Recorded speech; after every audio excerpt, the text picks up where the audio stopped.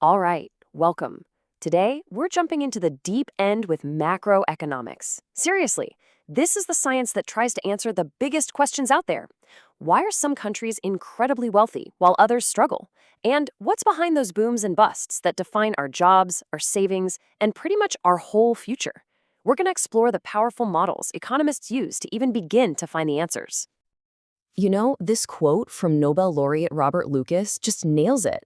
Because once you really get your head around what economic growth means, the massive differences in how long people live, their health, their opportunities, it is almost impossible to think about anything else. It's maybe the most important puzzle in all of social science. So, this is it. This is the question at the heart of everything we're talking about today.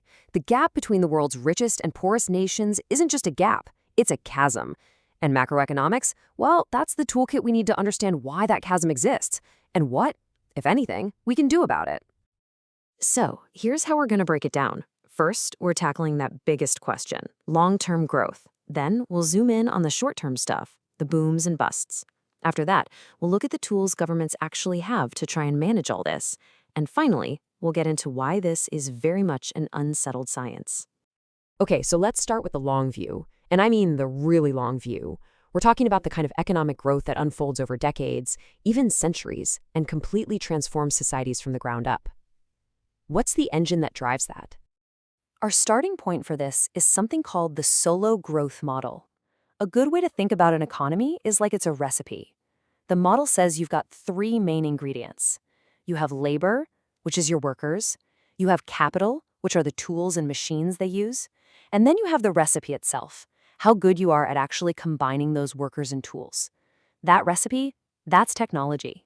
And here is the model's huge, kind of shocking insight. Just adding more machines, more capital, that's like giving a construction worker a bulldozer instead of a shovel.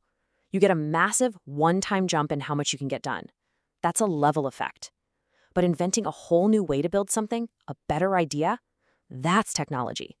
And that creates a growth effect. It permanently raises your growth rate, letting you build bigger and better forever. So the huge takeaway here is that technology is the real engine of long-term prosperity. Why? Well, because just piling on more capital, giving every worker a second computer, then a third, then a fourth, you eventually run into diminishing returns. But a new idea, a better way of doing things, that can push an economy forward basically forever.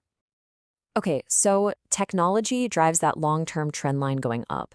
But we all know the economy isn't a smooth ride, right? There are bumps along the way. So let's move on and see how macroeconomics tries to explain the business cycle, those expansions and recessions we feel from year to year. And right away, we run into a major debate. On one side, you have real business cycle theory. It says recessions are basically the economy's efficient response to some kind of real shock. So, say a new regulation makes energy way more expensive. The economy naturally and efficiently slows down. But on the other side, you've got new Keynesian theory.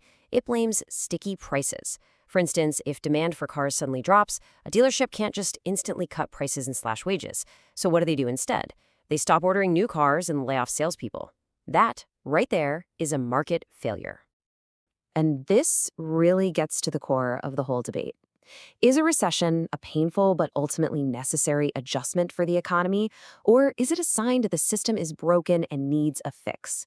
Your answer to that question completely changes whether you think the government should jump in or just stay out of the way. Which, of course, leads us perfectly into our next section, the policy toolkit. If you're in the camp that believes recessions are market failures, then what can governments and central banks actually do to try and manage the economy? So let's start with a really mind-bending idea called Ricardian equivalence.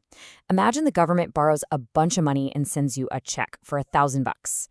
The theory says you're not actually going to go spend it.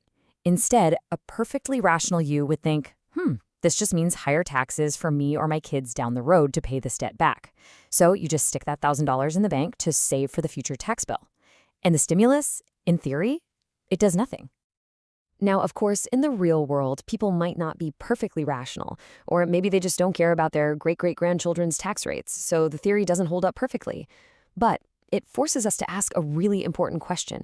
How much does government debt really juice the economy if people know the bill is eventually coming due? Now, on the monetary policy side of things, it's a little more direct. You can kind of think of a modern central bank's job as following a simple, systematic rule. First, they check inflation. Is it on target? Second, they check output. Is the economy running too hot or too cold?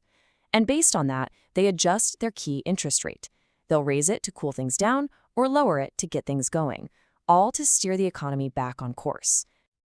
Okay, for our last section, let's bring this all home. Because if there's one thing you've probably figured out by now, it's that macroeconomics is not some book of settled facts. It is a dynamic, evolving, and often really contentious science. This is a direct quote from the source material, and it's so important. Unlike a lot of other sciences, there is no single, grand, unified model of the macroeconomy that everybody agrees on.